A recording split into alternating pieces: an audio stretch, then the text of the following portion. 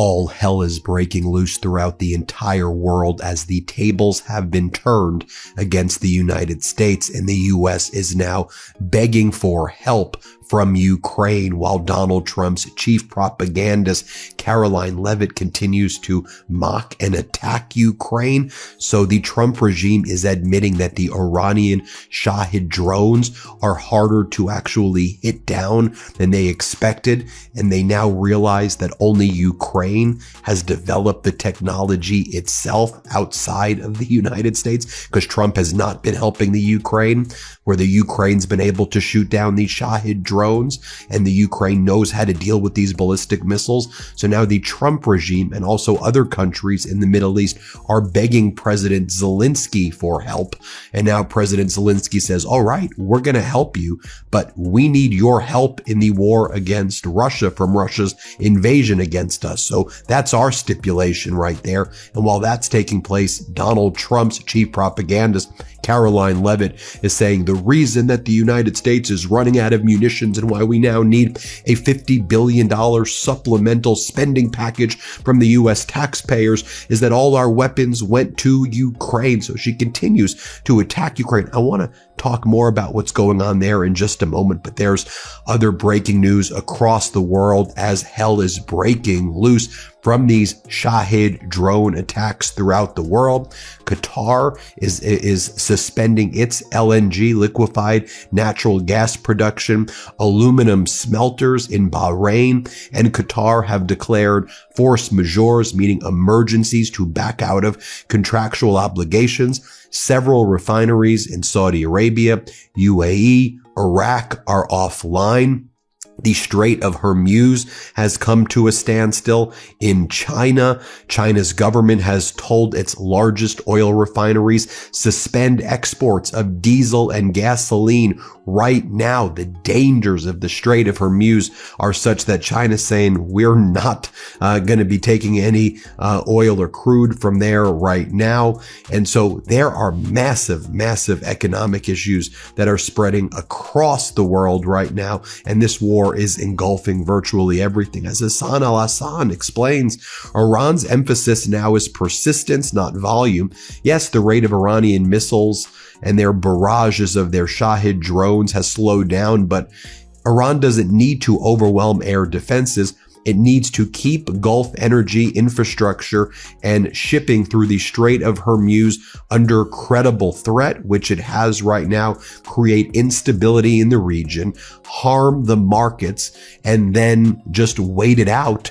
And then if the United States tries to do ground forces, remember, Iran was contributing some of the key parts to the IEDs in Afghanistan and in Iraq that we saw kill so many American soldiers. So the Iranian ballistic missiles and Shahid drones is just kind of phase one of their plan.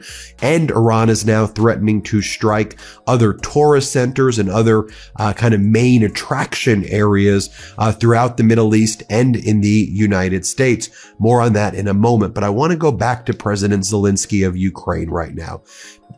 As Michael Weiss says, be sure to say thank you, J.D. Vance, because Zelensky has announced, in response to the U.S. begging, Trump begging like a dog, we need your help. These Iranian Shahid drones are too difficult for us to shoot down.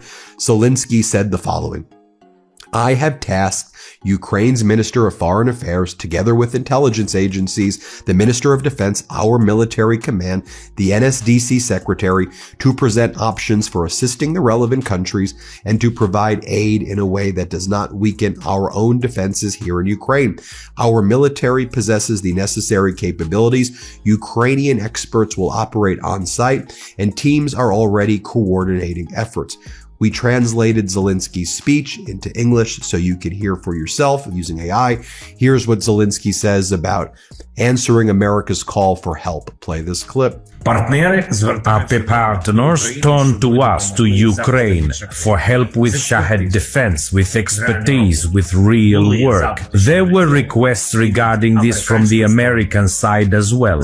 Just in these past few days, I've personally spoken with the leaders of the Emirates, Qatar, Bahrain, Jordan, and Kuwait. There will be further negotiations with other regional leaders as well. We are actively coordinating our efforts with our partners across Europe. Of course, any assistance we provide is solely on the condition that it does not weaken our own defense within Ukraine, and that it simultaneously serves as an investment in our diplomatic capabilities. We offer protection from war to those who help us, Ukraine, bring about a dignified end to this war. And while Zelensky has agreed to answer America's call for help, it's just notable that Donald Trump's chief propagandist, Caroline Leavitt, was out there yesterday spewing that venom, that does lies and the hate that spews from her mouth. Here's what she said about Zelensky yesterday. Play this clip. With respect to munitions, ammunition, weapon stockpiles, the United States of America has more than enough capability to not only successfully execute Operation Epic Fury, but to go much further. And we have weapon stockpiles in places that many people in this world don't even know about. However, the president in that post was pointing out that, unfortunately, we had a very stupid and incompetent leader in this White House for 4 years who gave away many of our... China's foreign minister Wang Yi said that China will now be sending a special envoy to the Middle East to help mediate as regional tensions escalate. I just want you to think about that right now. China stepping in as a global power that is trying to mediate disputes and de-escalate. Whereas once that role may be the United States and coalitions, no more. China is stepping in right now at the request of Middle East countries like Saudi Arabia, saying, China, we need your help. In a notable development, as OSINT Defender explains, Chinese Foreign Minister Wang Yi held a phone conversation with the Saudi Foreign Minister Faisal bin Farhan Al Saud and committed to send Chinese envoys to the Middle East in an attempt to mediate some sort of peace process between the nations that are involved in the conflict with Iran. Notice, not the United States. Mediating disputes between Iran and other Middle East nations.